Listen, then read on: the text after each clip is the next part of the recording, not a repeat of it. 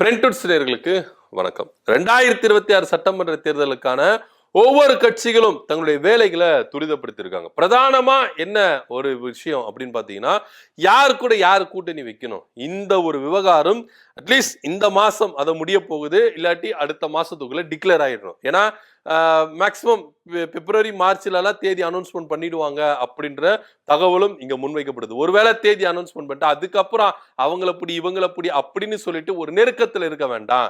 அதனால ஆல்மோஸ்ட் ஜனவரி மாசத்துக்குள்ளேயே எல்லா கூட்டணியும் டிக்ளேர் ஆயிடணும் அப்படின்ற ஒரு முனைப்போட தான் ஒவ்வொரு கட்சிகளும் தங்களுடைய கட்சி வேலைகளை துரிதப்படுத்திருக்கிறாங்க. ஆல்மோஸ்ட் இப்ப திமுக கூட்டணி அப்படின்றது ஸ்டாண்டர்டா இருக்கு. இந்த கூட்டணிக்குள்ள ஒரு சில கட்சிகள் வரும் அப்படின்னு எதிர்பார்க்கப்படுது. இந்த பக்கம் அதிமுக பாஜக என்டிஏ கூட்டணி இன்னும் முடிவாகவே இல்லை. நாங்க பலமான கூட்டணி உருவாக்குவோம் அப்படின்னு சொல்லி மேடைக்கு மேடை பேசுகிற எடப்பாடி பழனிசாமி ரொம்ப வீக்கா இருக்கிறாரு அப்படின்றத காட்ட வேண்டியது இருக்கு. ஏன்னா பலமான கூட்டணி உருவாக்குனா இப்போ ஒரு கூட்டணி ரொம்ப பலவீனமா இருக்குது அப்படின்றதுதான் காட்டுது, அவருடைய பேச்சாலே காட்டுது. அது மாத்திரம் இல்லாம இங்க தேமுதிக இன்னும் தங்களுடைய நிலைப்பாட்டை சொல்லல, பாமகவும் ரெண்டா பிரிஞ்சிருக்கு, அவங்களும் தங்களுடைய நிலைப்பாட்டை சொல்லல, கிருஷ்ணசாமி போன்றவர்களும் தங்களுடைய நிலைப்பாட்டை சொல்லல, ஜான் பாண்டியன் அவர்களும் தன்னுடைய நிலைப்பாட்டை சொல்லல, இன்னும் பல பேர் இன்னும் என்ன பண்ணலாம், அவங்க நிலைப்பாட்டை சொல்ல இந்திய கூட்டணியில தான் இருக்கிறோம். ஆல்மோஸ்ட் ஓபிஎஸ் வெளியே வந்துட்டாரு, டிடி விதிநகரன் வெளியே வந்துட்டாரு.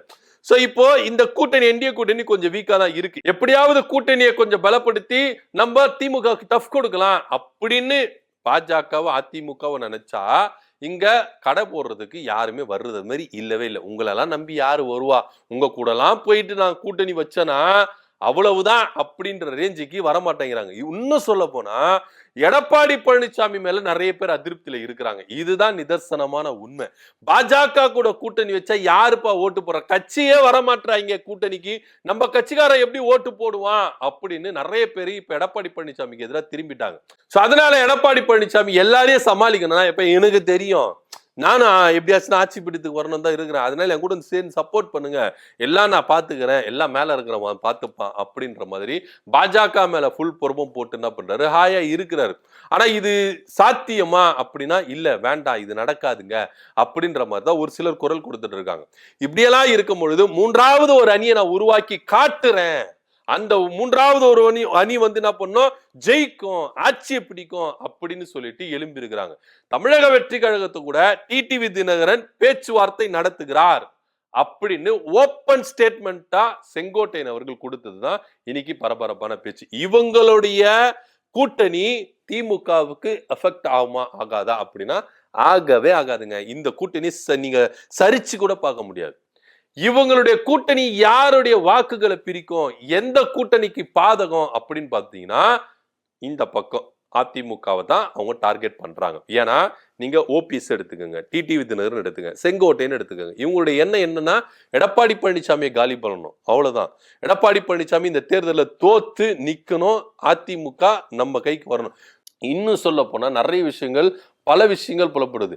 செங்கோட்டையன் அவர்கள் தமிழக வெற்றி கழகத்துல போய் சேர்ந்ததுக்கு காரணம் என்னன்னா எடப்பாடி பழனிசாமி வீக் பண்றது தான். 2026 சட்டமன்ற தேர்தல் முடிந்த பிறகு இதே செங்கோட்டையன் அவர்கள் தமிழக வெற்றி கழக தலைவர் விஜய் அவர்களுக்கு கல்தா கொடுத்துட்டு இந்த பக்கம் வந்துருவாரு அதிமுக ஒன்றிணைக்கிறதுக்கு அப்படின்ற ஒரு தகவலும் அரசியல் வட்டாரத்துல சொல்லப்படுது. சோ இவங்க டார்கெட் எல்லாமே எடப்பாடி பழனிசாமி தான், அதிமுகவை ஜெயிக்க விடக்கூடாது, தோக்கடிக்கணும் அப்படின்றதான். சோ அப்படியா இருக்கும் பொழுதுதான் விஜய் அவர்கள் உருவாகுற மூன்றாவது கூட்டணி இந்த பக்கம் அதிமுகவுக்கு தான் அது வந்து பாதகமா இருக்குமே கண்டி திமுகவுக்கு அது சாதகமா தான் இருக்கும் அப்படின்றது நிதர்சனம் உண்மை. இன்னும் சொல்ல போனா தேமுதிக பொதுச் செயலாளர் பிரேமலதா விஜயகாந்த் என்ன சொல்றாங்க, விஜய் எங்க வீட்டு பிள்ளைங்க, எங்க செல்ல குழந்தைங்க அப்படின்னு அவரை சொல்ற. சோ இவங்களுடைய நிலைப்பாடு என்னவா இருக்கு அப்படின்றத இதுவரைக்கும் கணிக்க முடியல. அப்படின்னு பார்த்தாலும் செங்கோட்டையன் அவர்கள் ஓபிஎஸ் கிட்டே நாங்க டைரக்டா பேசணும், டிடிவி தினகரன் டைரக்டா பேசி, இன்னும் சொல்ல போனா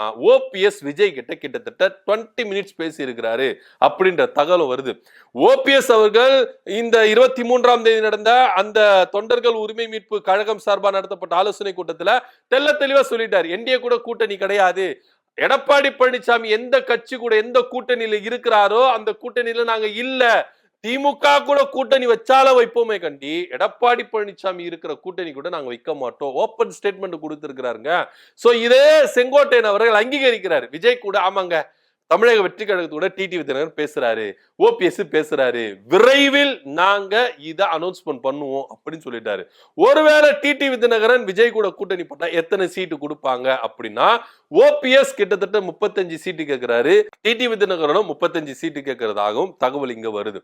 ஆக மொத்த தேமுதிக ஓபிஎஸ் இவங்களுக்கு ஃபர்ஸ்ட் சாய்ஸ் என்னவா இருக்கு, ஃபர்ஸ்ட் ஆப்ஷன் ஏ அப்படின்னா அது திமுக தான் அப்படின்றதும் இங்க நம்ம முன்வைக்கிறத பார்க்க வேண்டியதா இருக்கு. ஏன்னா தேமுதிகவுக்கும் தங்களுடைய அங்கீகாரத்தை திரும்பவும் எடுக்கணும். அப்படி இருக்கும் பொழுது திமுக கூட கூட்டணி வச்சா, ஏன்னா நீங்க பாஜக கூட கூட்டணி வச்சாச்சு, அதிமுக கூட கூட்டணி வச்சாச்சு, என்டிஏ கூட்டணியில இருந்தாச்சு. சோ திமுக கூட ஒரு மாற்றுக்கு வச்சு பார்ப்போமே, ஒருவேளை நம்ம திமுக கூட்டணியில இருந்து ஜெயிச்சு நம்ம அங்கீகாரத்தை பெற்றா அது நம்மளுக்கு சந்தோஷம் தானே அப்படின்னு ஒரு சிலர் கருத்து சொல்றாங்க. ஓபிஎஸ் அவர்களுக்கு என்னன்னா திரும்பவும் பவர்ல இருக்கணும், எம்எல்ஏவா இருந்தாதான், நம்ம அதிகாரத்துல இருந்தாதான் நம்ம அந்த தலைவர் அப்படின்ற ஒரு போஸ்ட்ல. இப்ப எம்எல்ஏவா இல்லைன்னு வச்சுக்கோங்களேன், ஓபிஎஸ் அவர்கள் எம்எல்ஏவா இல்லைன்னா இப்பவே அவரை நிறைய பேர் மதிக்க மாட்டேங்கிறாங்க. பவர்ல இல்லைன்னா அவர் யாரையுமே மதிக்க மாட்டாங்க. சோ அதனால பவர்ல இருக்கணும் அப்படின்னு ஓபிஎஸ் அவரு நினைக்கிறார். அப்படி இருக்கும் பொழுது விஜய் அவர்கள் இப்பதான் கட்சி ஆரம்பிச்சு களத்துல இறங்குறாரு. அவரு கூட கூட்டணி வச்சு நம்ம இத தோத்துற வேண்டாம். சோ திமுக கூட நின்று அட்லீஸ்ட் நம்ம ஒரு 10 சீட்டோ இல்ல 15 சீட்டோ கொடுத்தா கூட நம்ம ஜெயிச்சு நம்ம அதிகாரத்துல வந்துடலாம் அப்படின்னு தான் அவங்க பார்க்குவாங்க. ஆனா இங்க திமுக ஓபிஎஸ் நம்பாது. ஏன்னா ஓபிஎஸ் பத்தி நல்லாவே தெரியும், ஒருவேளை ஜெயிச்சுட்டு அந்த பக்கம் போயிட்டா என்ன பண்றது அப்படின்ற சூழ்நிலையும் திமுக யோசிக்கதான் செய்வாங்க. சோ இது சாத்தியமாகாததை தாண்டி இங்க இபிஎஸ் அப்படின்ற ஒரு டார்கெட் தான் இவங்க எல்லாருக்குமே இருக்கு. அதனாலதான் மூன்றாவது ஒரு அணியை உருவாகிறதுக்கு வாய்ப்புகள் இருக்கு, 100% வாய்ப்புகள் இருக்கு அப்படின்னு சொல்லப்படுது. அது விஜய் தலைமையில தான். சோ விஜய தலைமை ஏற்றுக்கொண்டு அவர் தான் முதலமைச்சர் வேட்பாளர் அப்படின்னு சொல்லிட்டு யாரெல்லாம் எங்களை ஏற்றுக்கிட்டு உள்ள வரீங்களோ அவங்களுக்கு எல்லாம் ரெட் கார்பெட் போட்டு வாசல்லே நிக்கிறது ஆதவர்ஜனாவும் புஷியானந்தும் வெயிட் பண்ணிட்டு இருக்காங்க.